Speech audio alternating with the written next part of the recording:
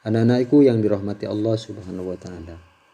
Pada hari ini kita akan belajar mata pelajaran Al-Qur'an Hadis kelas 3 Madrasah Ibtidaiyah bab 2 tentang surah An-Nas.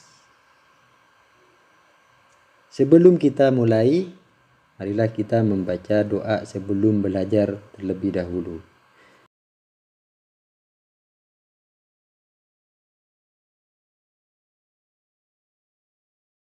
Anak-anak, surah An-Nas yang akan kita pelajari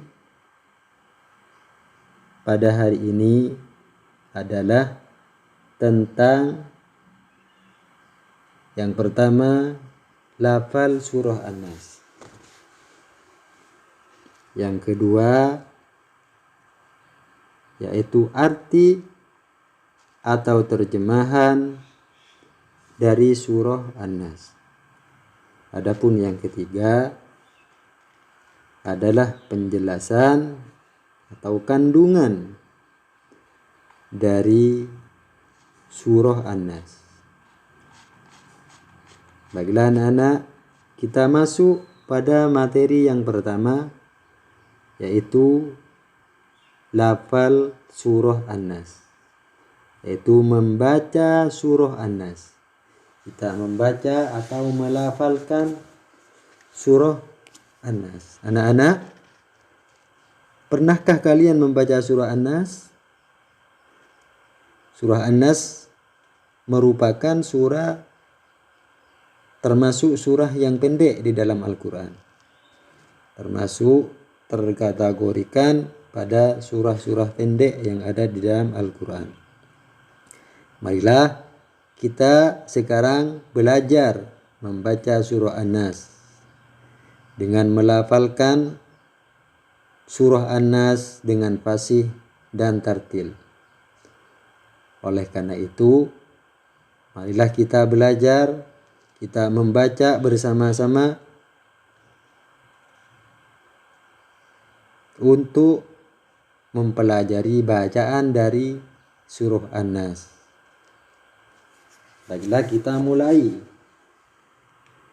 dari ayat yang pertama. Namun sebelumnya jangan lupa kita awali dengan pembacaan ta'awudz dan basmalah.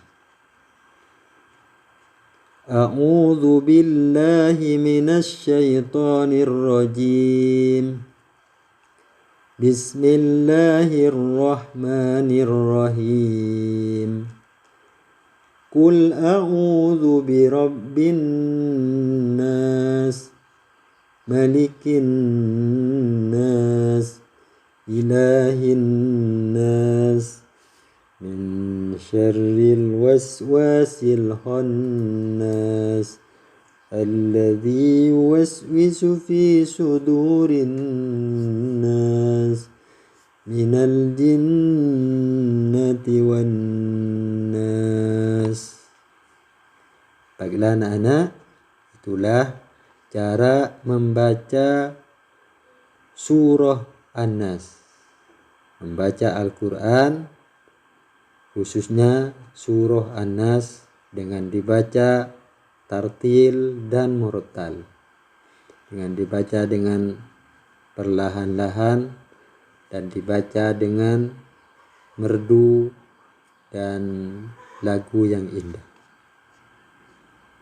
Anak-anak, sudah bisa ke kalian membaca surah An-Nas tersebut?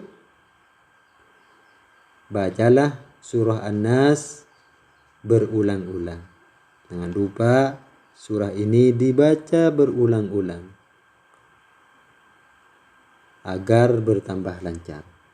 Terus kalian baca berulang-ulang dari ayat yang pertama, ayat yang kedua, ayat yang ketiga, keempat, kelima, dan keenam. Dibaca berulang-ulang agar bacaannya lancar. Setelah itu anak-anak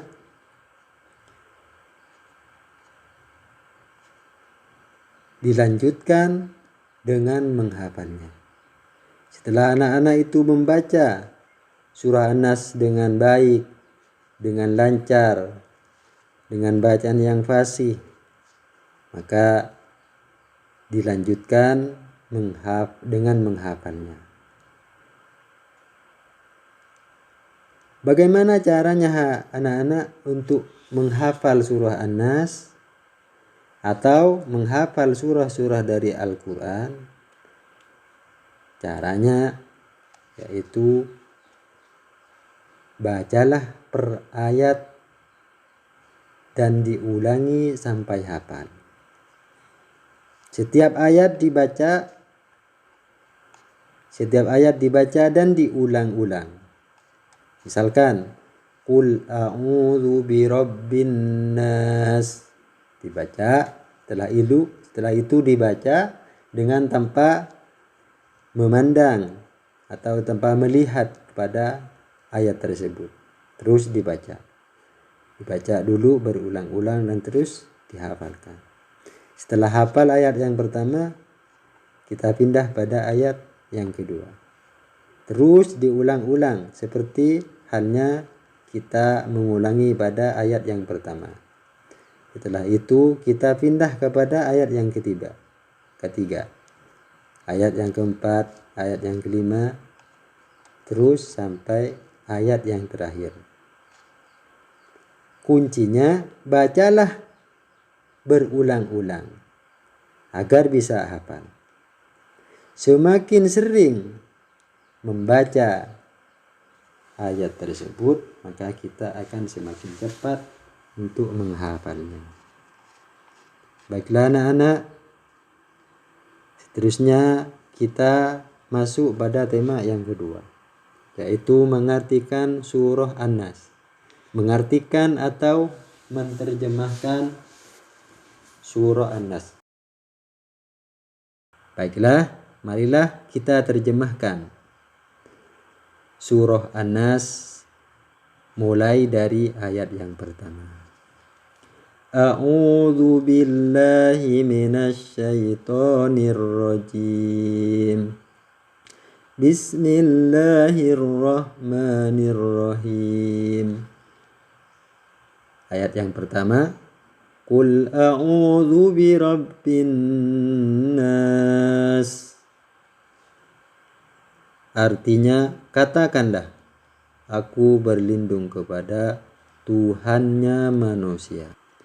Ayat yang kedua berbunyi, Malikin nas, Raja manusia. Ayat yang ketiga berbunyi, Ilahin nas, artinya sesembahan manusia.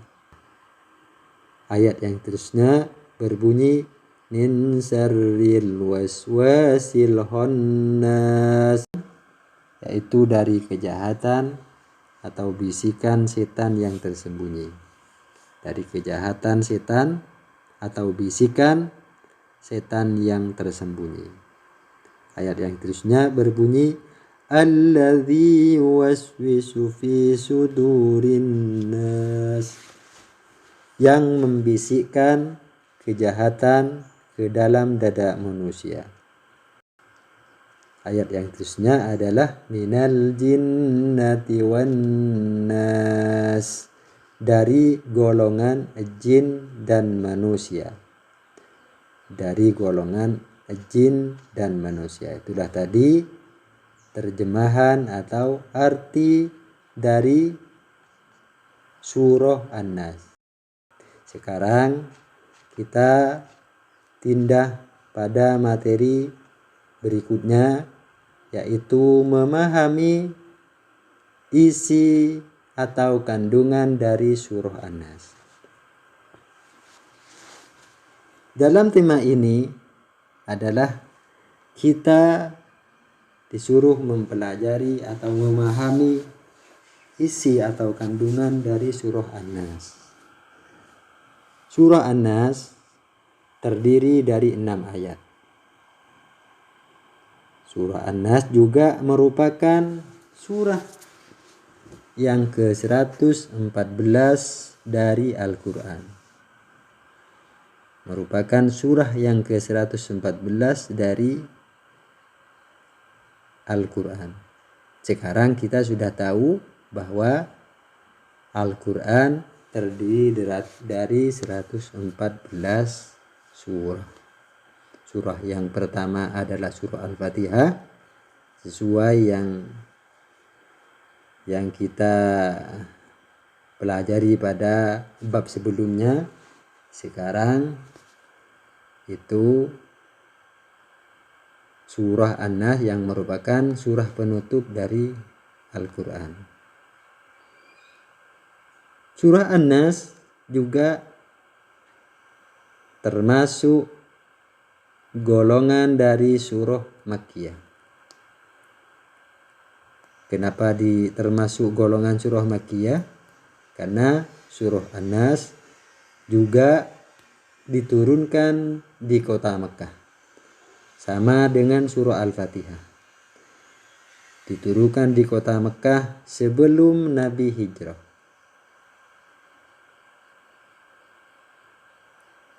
Kenapa surah An-Nas, surah ini disebut surah An-Nas?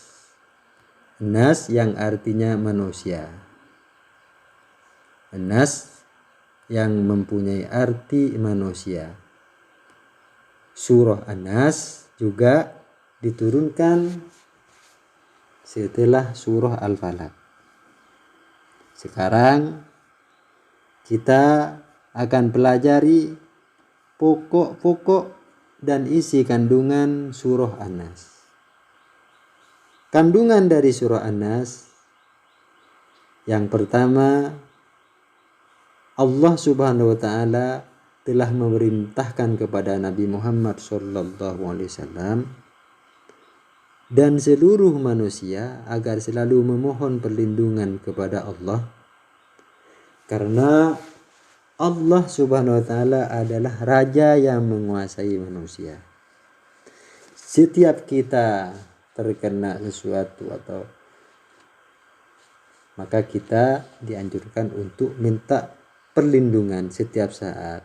Kita berjalan kemana saja, kita disuruh untuk minta perlindungan kepada Allah Subhanahu wa taala yang merupakan raja yang menguasai manusia. Karena yang mengatur perjalanan kehidupan manusia ini adalah Allah Subhanahu wa taala, maka kita wajib untuk minta perlindungan kepada Allah. Yang kedua, Allah Subhanahu wa taala adalah Tuhan yang wajib disembah dan dimintai perlindungan dari segala kejahatan. Baik kejahatan itu berasal dari golongan jin ataupun dari golongan manusia. Oleh karena itu, sesuai yang diajarkan oleh Nabi kita Nabi Muhammad SAW, kalau kita rajin berdoa dengan membaca surah An-Nas, maka Allah Subhanahu wa taala akan melindungi kita dari gangguan jin dan dari kejahatan manusia. Sedangkan minta perlindungan kepada selain Allah Subhanahu wa taala adalah sangat dilarang, karena merupakan pekerjaan syirik.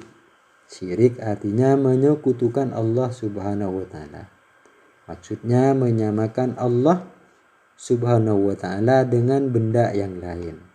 Oleh karena itu, pekerjaan syirik merupakan dosa besar, dosa yang tidak diampuni oleh Allah Subhanahu wa taala, kecuali orang itu kembali beriman kepada Allah Subhanahu wa taala dengan sepenuhnya. Demikianlah beberapa penjelasan tentang surah An-Nas. Kesimpulan dari pelajaran pada hari ini, yang pertama, surah An-Nas terdiri dari 6 ayat, termasuk surah yang ke-114 dalam Al-Quran. Yang kedua, surah An-Nas termasuk golongan surah Makkiyah karena diturunkan di kota Makkah dan diturunkan sesudah surah Al-Falaq. Yang ketiga, surat An-Nas dinamakan An-Nas yang mempunyai arti manusia. Yang keempat, pokok dan isi kandungan dari surah An-Nas yaitu perintah kepada manusia agar berlindung dan berdoa kepada Allah Subhanahu wa taala. Yang kelima, syirik atau menyekutukan Allah Subhanahu wa taala, maksudnya menyamakan Allah Subhanahu wa taala dengan benda yang lain. Yang terakhir, kejahatan itu ada yang berasal dari golongan manusia, ada yang dari golongan jin dan ada dari golongan manusia. Itulah kesimpulan dari pembelajaran pada hari ini. Baiklah, mudah-mudahan apa yang kami sampaikan pada kesempatan pada hari ini mudah-mudahan memberikan manfaat khususnya kepada kita semua dan kepada umat seluruh alam. Marilah kita tutup pembelajaran pada hari ini dengan pembacaan Alhamdulillahi Rabbil Alamin. Assalamualaikum warahmatullahi wabarakatuh.